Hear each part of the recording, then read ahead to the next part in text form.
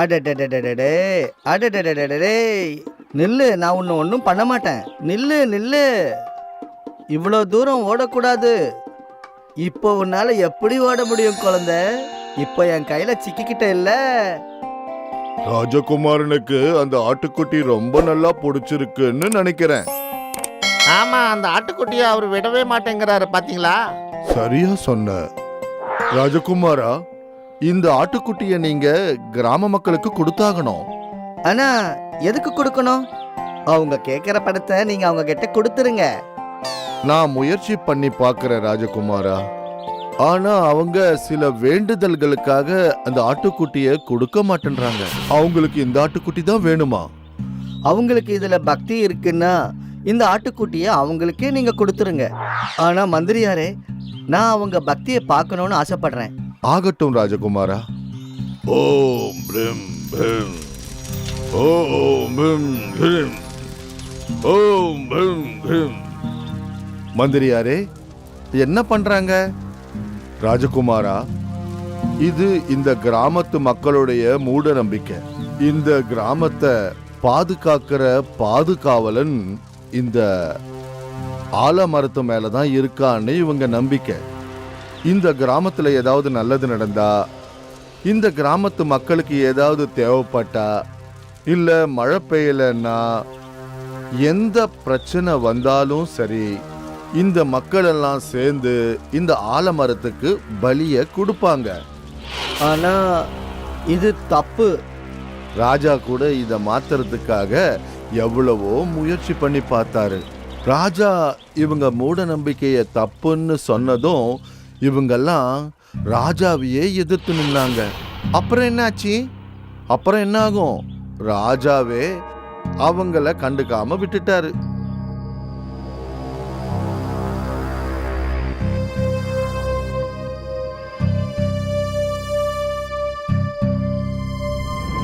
இந்த ஆலமரத்துல இருக்கிற கடவுளே, உங்ககிட்ட நான் ஒரு வேண்டுதலுக்காக வந்திருக்கேன். நான் கூடிய சீக்கிரமே இந்த ராஜ்யத்துக்கு ராஜாவாகிடுவேன். நான் ராஜா ஆனதுக்கு அப்புறம் நான் உங்களுக்கு ரொம்ப விசேஷமான பலியை கொடுப்பேன். ரொம்ப சந்தோஷம். இந்த இளவரசனுக்கு கூட ஆலமரத்து மேல இருக்கிற மூட நம்பிக்கை இருக்கு. ஆனா இளவரசன் ராஜா ஆனதுக்கு அப்புறம் யார பலி கொடுப்பாரு தெரியலையே. இளவரசி, இன்னைக்கு நீங்களும் பலி கொடுக்கறத பத்தி பேசுனீங்க. உங்களுக்கும் பலி கொடுக்கறதுக்கு மேல இருக்கிற மூட நம்பிக்கை வந்துடுச்சா? இல்ல, கொஞ்சம் கூட கிடையாது. மந்திரியாரே, நீங்க கொஞ்ச நேரம் சும்மா இருங்க. நான் கூடிய சீக்கிரத்துல இந்த மூட நம்பிக்கையை ஒழிக்க போறேன். நான் எல்லாருக்கும் நன்றி சொல்லிக்கிறேன். நீங்க எல்லாரும் இந்த சந்தோஷமான நேரத்துல இங்க வந்து எங்களோட கலந்துகிட்டதற்கு. இன்னைக்கு என்னோட மகனான ராஜகுமாரன் பவன் சிங் கிட்ட என்னுடைய எல்லா பொறுப்புகளையும் ஒப்படைக்கிறேன். இன்னொரு விஷயத்தையும் நான் உங்க எல்லார்கிட்டையும் அறிவிச்சுக்கிறேன். இன்னையிலிருந்து ராஜகுமாரன் பவன் தான் இந்த ராஜ்யத்துக்கு ராஜாவா இருக்க போறாரு. ராஜா ரமன் சிங் வாழ்க! ராஜா ரமன் சிங் வாழ்க! ராஜா ரமன் சிங் வாழ்க! ராஜா ரமன் சிங் வாழ்க!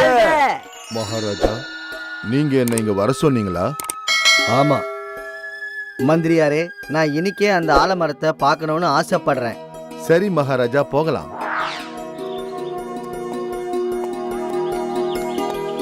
ராஜகுமாரன் ராஜாவாகிட்டாரு பாத்தீங்களா?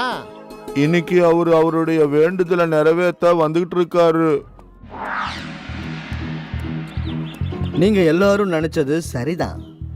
நான் இங்க என்னுடைய வேண்டுதலை நிறைவேற்றுறதுக்காக தான் வந்திருக்கேன். நான் இந்த ஆலமரத்துல இருக்கிற கடவுள்கிட்ட நான் ராஜா ஆகணும்னு வேண்டிக்கிட்டேன். என்னுடைய ஆசை இன்னைக்கு நிறைவேறிடுச்சு. அதனால என்னுடைய வேண்டுதலை இன்னைக்கு நான் நிறைவேற்ற வந்திருக்கேன். என்னுடைய ஆசை விசேஷமா இருந்ததுனால என்னுடைய பலி கூட ரொம்ப விசேஷமா இருக்க போகுது. சரி மகாராஜா, ஆனா நீங்க எந்த மிருகத்தை பலி கொடுக்க போறீங்க? நான் மிருகத்தை பலி கொடுக்க மாட்டேன், ஒரு மனுஷனை பலி கொடுக்க போறேன். மனுஷனை பலி கொடுக்க போறீங்களா? மனுஷனியா? ஆமா, மனுஷனை தான். விசேஷமான ஒருத்தரை தான் பலி கொடுக்க போறேன். மற்ற மிருகங்களை பலி கொடுக்கிறவரை தான் நான் இப்போ பலி கொடுக்கலான்னு முடிவு பண்ணியிருக்கேன். இன்னிலேருந்து எந்த மனுஷனாவது இந்த இடத்துக்கு வந்து பலி கொடுக்குறான்னா, நான் ராஜா ரமன் சிங், நான் இந்த ஆலமரத்துக்கு அவருடைய தலையை சமர்ப்பிக்க போறேன். அடேங்கப்பா, நான் இந்த ஆலமர பக்கம் கூட வரவே மாட்டேன். மந்திரியாரே, நம்மளுடைய 2 வீரர்களை இங்க காவலுக்கு நிக்க சொல்லுங்க. இனிமே இங்க யார் பலி கொடுக்க வராங்களோ அவங்கள நம்ம பலி கொடுக்கலாம். சரி மகாராஜா, நம்ம அப்படியே பண்ணலாம். உங்க யோசனை வேலை செஞ்சிருச்சு மகாராஜா.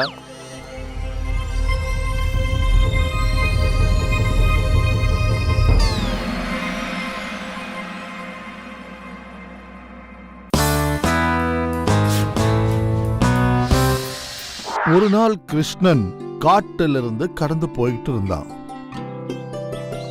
இங்க ரொம்ப சூடா இருக்கே, கொஞ்சம் தண்ணி கிடைச்சா நல்லா இருக்கும். கிருஷ்ணன் கொஞ்ச தூரம் நடந்து போனதுக்கு அப்புறம் ஒரு கிணத்தை பார்த்தான். கிணறு, தண்ணி கிடைக்கும். காப்பாத்துங்க, காப்பாத்துங்க தம்பி, என்ன காப்பாத்து. காட்டு மிருகங்கள் எல்லாம் என்ன சூழ்ந்திருக்கு. நான் மனுஷன்தான், உனக்கு எந்த ஒரு கெடுதலும் செய்ய மாட்டேன். நான் உனக்கு வாக்கு கொடுக்கிறேன், உனக்கு எந்த ஒரு கெடுதலும் நாங்க செய்ய மாட்டோம். ஐயா, நீங்க எங்களுக்கு ஒரு சின்ன உதவி செய்யுங்க. சரி சரி, ஆனா நீங்க எனக்கு கொஞ்சம் தண்ணிய கொடுங்க. கிருஷ்ணன் பக்கெட்டை உள்ள போட்டதும் சிங்கம் அதுல தண்ணிய நிரப்புச்சு. கிருஷ்ணன் அந்த பக்கெட்டை மேல இழுத்தான். கிருஷ்ணன் அந்த தண்ணிய குடிச்சிட்டு தாகத்தை தீர்த்துக்கிட்டான். சரி, இப்போ நீங்க சொல்லுங்க, இப்போ நான் உங்களுக்கு என்ன உதவி பண்ணணும்? முதல்ல எனக்கு. இல்ல, எனக்கு. நான் சொன்னேன்ல, முதல்ல எனக்கு தான். ஏன் சண்டை போடுறீங்க? தம்பி, நீ யாருக்கு முதல்ல உதவி செய்யணும்னு நினைக்கிற, அத எங்களுக்கு கொஞ்சம் நீயே சொல்லு. முதல்ல சிங்கத்துக்கு தான் உதவி பண்ணணும், ஏன்னா அதுதான் எனக்கு முதல்ல தண்ணி கொடுத்தது. கிருஷ்ணன் ஒரு கைத்த கணத்துக்குள்ள போட்டான். அந்த கைத்த சிங்கம் தன்னுடைய இடுப்புல கட்டிக்கிச்சு. என்ன வேலையில நண்பா?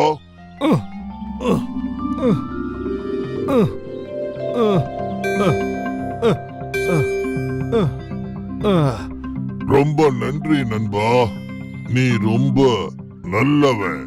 என்னுடைய பேர் ஷேர் சிங்.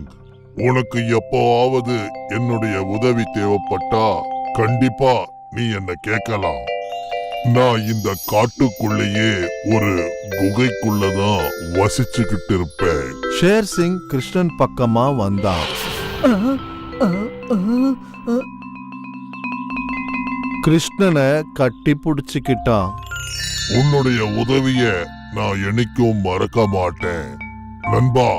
உனக்கு ஒரு எச்சரிக்கை, அந்த மனுஷனை மட்டும் நீ காப்பாத்தாத. ஷேர் சிங் அங்கிருந்து போயிட்டான். மறுபடியும் கிணத்திலிருந்து லாலா கத்த ஆரம்பிச்சான். தம்பி, என்ன காப்பாத்து, முதல்ல என்ன காப்பாத்து. சிங்கம் ரொம்ப பலுவா இருந்தது, அதனால என் கையெல்லாம் வலிக்குது. அதனால இப்போ லேசா இருக்கிற ஒன்ன நான் மேல இழுக்கிறேன். கயிறை போடு. மறுபடியும் கிருஷ்ணன் அந்த பக்கெட்டுக்கு கைத்த கட்டி உள்ள தூக்கி போட்டான். இப்போ நீ என்ன மேல இழு. கிருஷ்ணன் இந்த வாட்டி பக்கெட்டை மேல இழுக்கிறதுக்கு ரொம்ப கஷ்டப்பட வேண்டிய அவசியம் இல்லாம போச்சு. ரொம்ப நன்றி நண்பா. நீ செஞ்ச இந்த உதவிய நான் என்னைக்கும் மறக்கவே மாட்டேன். நான் என் வாழ்நாள் பூரா ஞாபகம் வச்சுக்குவேன். நீ ஏதாவது ஆபத்துல சிக்கிக்கிட்டீன்னா உன்னுடைய கண்களை மூடிக்கிட்டு என்ன ஒரு வாட்டி நினைச்சு பாரு, நானு உடனே வந்துருவேன். நாகேஷ் கிருஷ்ணன் கால் கிட்ட வந்தான். தன்னுடைய தலைய கிருஷ்ணன் கால் மேல வச்சான்.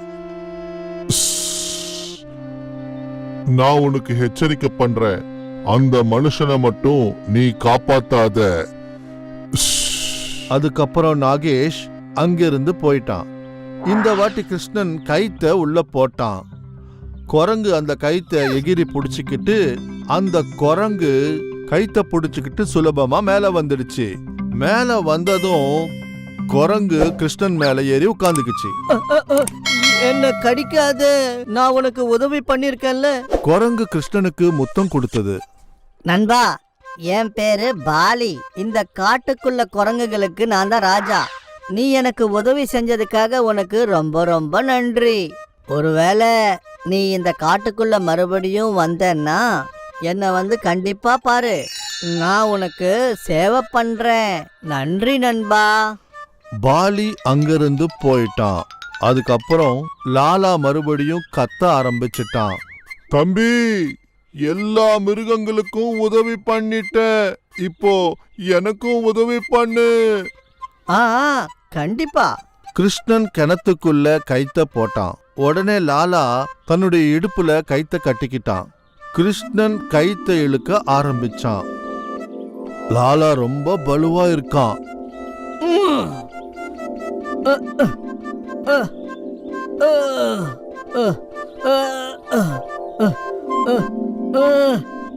மொத்தத்துல கிருஷ்ணன் லாலாவ மேல இழுத்துட்டான். ரொம்ப நன்றி நண்பா, நீ என்னுடைய உயிரை காப்பாத்திட்ட. நான் நகைகளை தயார் பண்ணுவேன். உனக்கோ இல்ல உன் குடும்பத்துக்கோ ஏதாவது உதவி வேணும்னா என்ன வந்து கேளு. கண்டிப்பா நான் உனக்கு உதவி பண்றேன். என்னுடைய கடை இந்த ஊர்ல தான் இருக்குது. லாலா கரோடின்ற பேரை சொல்லி நீ கேட்டேன்னு யாரா இருந்தாலும் என் கடைக்கு கூட்டிட்டு வந்துருவாங்க. சரி லாலா ஐயா, நீங்க கிளம்புங்க, நானும் கிளம்புறேன். நான் போய் விறகுகளை பொறுக்கணும். லாலாவும் அதே மாதிரி கிருஷ்ணனும் வேற வேற வழியில போயிட்டாங்க. 6 மாதங்களுக்கு பிறகு ஒரு நாள் கிருஷ்ணன் மறுபடியும் அந்த காட்டுக்குள்ள வந்தான். கிருஷ்ணன் மறுபடியும் அந்த கிணத்துக்கிட்ட வந்து தண்ணிக்காக பக்கெட்டை உள்ள போட்டான். அவனுக்கு 6 மாதங்களுக்கு முன்னாடி நடந்த அந்த சம்பவம் ஞாபகத்துக்கு வந்தது. பாலி அன்னைக்கு சொன்ன அந்த வார்த்தைகள் கூட. Poly poly poly. கிருஷ்ணன் கத்துற அந்த சத்தம் அந்த காட்டு முழுவதும் கேட்டுச்சு. பாலிக்கும் கேட்டுச்சு. பாலி குதிச்சுக்கிட்டே அந்த கிணத்துக்கிட்ட வந்தான். அட நண்பா, மறுபடியும் நீ இந்த காட்டுக்குள்ள வந்துட்டியா? ஆமா நண்பா, எனக்கு ரொம்ப பசிக்குது. உங்ககிட்ட ஏதாவது இருக்கா சாப்பிடுறதுக்கு? இருக்கு நண்பா. பாலி உடனே கை தட்ட ஆரம்பிச்சது. உடனே அங்க 2 குரங்குங்க வந்தது.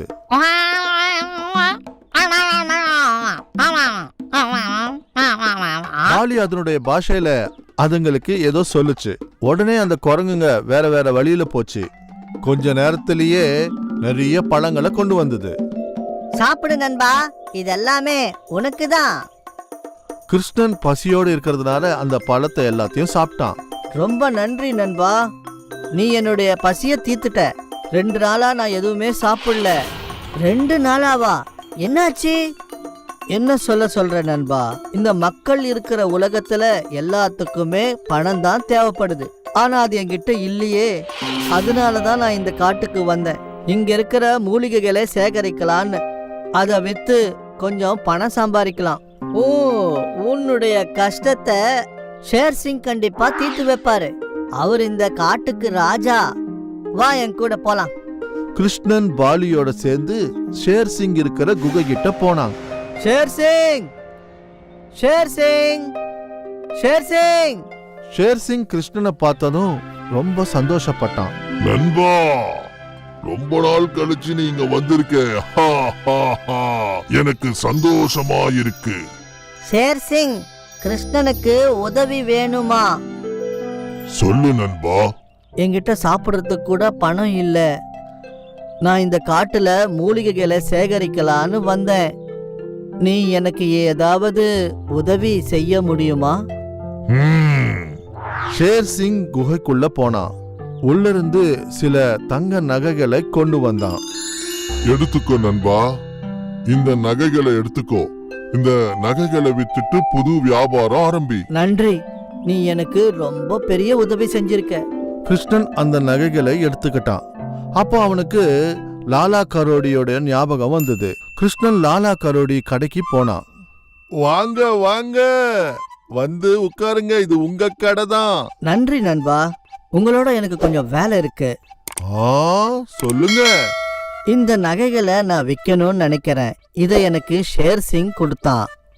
ஆஹா, காமிங்க. லாலா நகைகளை பார்த்ததும் ஆச்சரியப்பட்டான். பார்க்கறதுக்கு இது இளவரசர் நகை மாதிரி இருக்கு. அப்படின்னா ஷேர் சிங் தான் இளவரசனை சாவடிச்சானா? அதுவும் இல்லாம 6 மாசமா இளவரசரையும் காணோம்.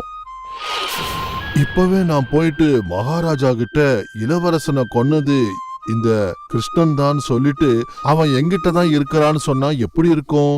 மகாராஜா எனக்கு காணிக்க கொடுப்பார்ல. என்னாச்சு நண்பா? ஒண்ணு இல்ல, நீ கொஞ்ச நேரம் இங்கேயே உக்காந்துரு, நான் போய் அந்த நகைகளை சோதிச்சுட்டு வரேன். அப்படியே ஆகட்டும் நண்பா. லாலா அந்த நகைகளை எடுத்துக்கிட்டு மகாராஜா கிட்ட போனான். வணக்கம் அரசே, இங்க பாருங்க உங்க இளவரசருடைய நகைகள். உனக்கு இது எப்படி கிடைச்சது? ஒருத்தன் இதை எனக்கு விக்கிறதுக்காக கொண்டு வந்தான்.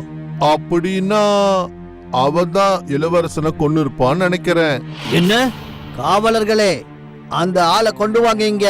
அவனை கொண்டு வந்து அடுத்த மாசம் தூக்குல போடுங்க. மகாராஜாவுடைய காவலர்கள் கிருஷ்ணனை கைது பண்ணாங்க. கிருஷ்ணன் ஜெயில அழுதுகிட்டே உட்கார்ந்திருந்தான்.